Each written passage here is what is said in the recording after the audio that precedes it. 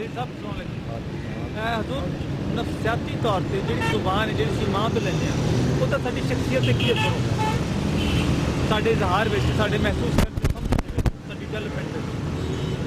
देखो जी कि बच्चा जोड़ा होंदा है वो अपनी उम्र के पहले 10 साल में एक मुकम्मल ज़ुबान सीख चुके होंदा है।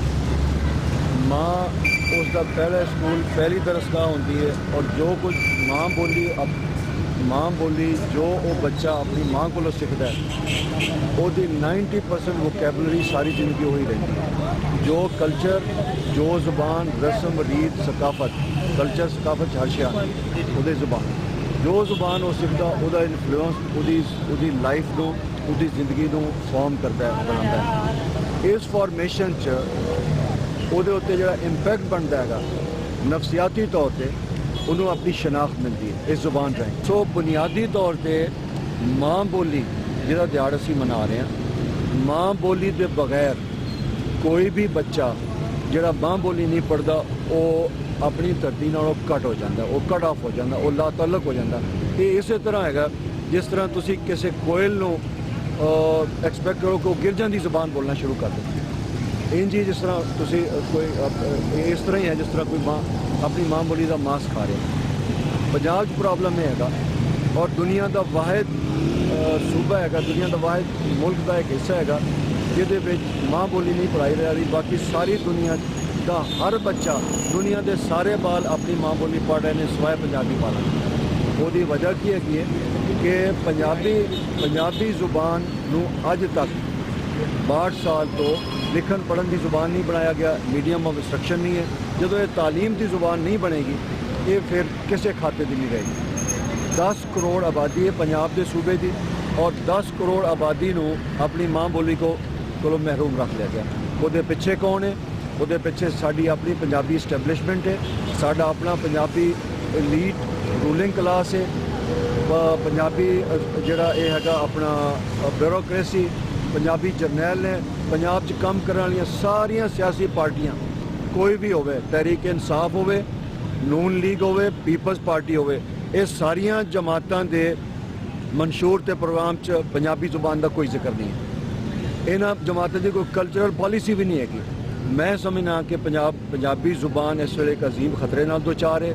साडा सब का फर्ज बनता है कि असी जिस तरह बंगालियों ने अपनी माँ बोली वास्ते कुर्बानी दी है शहीद मीनार तामीर कराए अज सारी दुनिया में पंजाबी माँ बोली का आलमी दिन उन्होंने बंगालियों की याद च मनाया जाता है।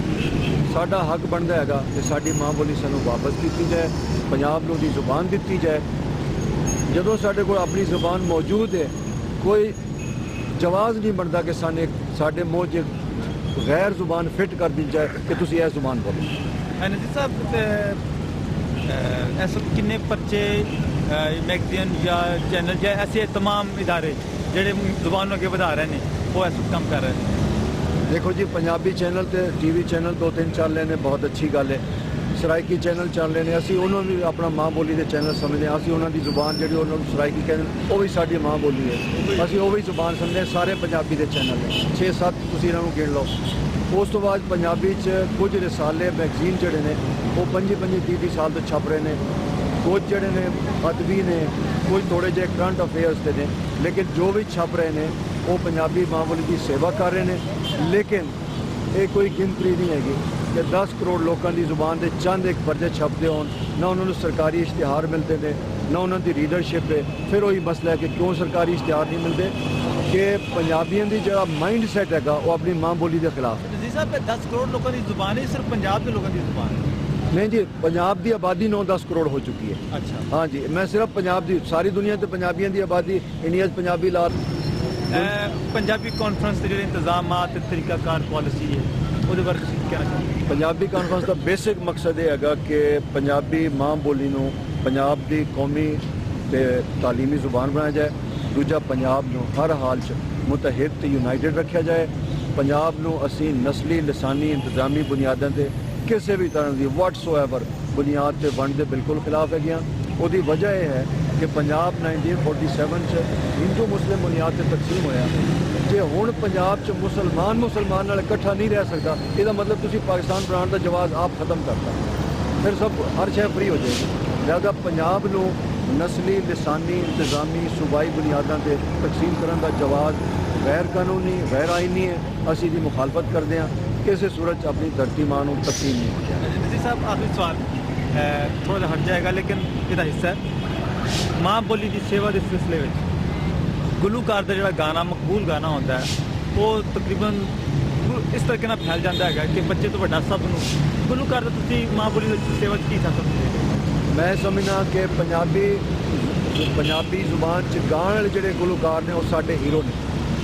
ਉਹਨਾਂ ਨੇ ਪੰਜਾਬੀ ਮਾਂ ਬੋਲੀ ਦਾ ਝੰਡਾ ਚੁੱਕਿਆ ਹੋਇਆ ਹੈ। ਸਾਰੀ ਦੁਨੀਆ ਅੱਜ ਪੰਜਾਬੀਆਂ ਦੇ ਭੰਗੜੇ ਤੇ ਨੱਚ ਰਹੀ ਹੈ। ਇਹ ਪੰਜਾਬੀ ਕਲਚਰ, ਪੰਜਾਬੀ ਜ਼ੁਬਾਨ 'ਚ ਮੌਜੂਦ ਰਿਦਮ, ਪੰਜਾਬੀ ਜ਼ੁਬਾਨ 'ਚ ਮੌਜੂਦ ਮੌਸੀਕੀਅਤ, ਉਹਦੀ ਗਹਿਰਾਈ ਤੇ ਉਹਦੀ ਖੂਬਸੂਰਤੀ, ਉਹਦੀ ਸੋਹਣਪ ਤੇ ਉਹਦੀ ਅਪਨਾਈਅਤ ਸਾਰੀ ਦੁਨੀਆ ਪੰਜਾਬੀ ਜ਼ੁਬਾਨ ਲੋਕਾਂ ਦਾ ਦਿਲ ਤੇ ਰੂਹ ਆਪਣੇ ਵੱਲ ਖਿੱਚਦੀ ਹੈ। ਅੱਜ ਬ੍ਰਿਟਨੀ ਸਪੀਅਰ ਵੀ ਪੰਜਾਬੀ ਭੰਗੜੇ ਤੇ ਡਾਂਸ ਕਰਦੀ ਹੈ। ਸੋ ਪੰਜਾਬੀ ਸੂਫੀਆਂ ਦਾ ਕਲਾਮ, ਪੰਜਾਬੀ ਮਿਊਜ਼ਿਕ, ਮੈਂ ਸਮਝਦਾ ਸਾਡੇ ਅੱਜ ਦੇ ਹੀਰੋ ਜਿਨ੍ਹਾਂ ਨੇ ਪੰਜਾਬੀ ਜ਼ੁਬਾਨ ਨੂੰ ਸਾਰੀ ਦੁਨੀਆ 'ਚ ਮਾਰੂਫ ਕੀਤਾ ਹੈ, ਪਪੂਲਰ ਕੀਤਾ ਹੈ, ਉਹ ਸਾਡੇ ਪੰਜਾਬੀ ਸਿੰਗਰ ਤੇ ਗੁਲੂਕਾਰ ਨੇ। ਅਸੀਂ ਉਹਨਾਂ ਨੂੰ ਸਲਾਮ ਕਰਦੇ ਹਾਂ। ਬਹੁਤ ਸ਼ੁਕਰੀਆ।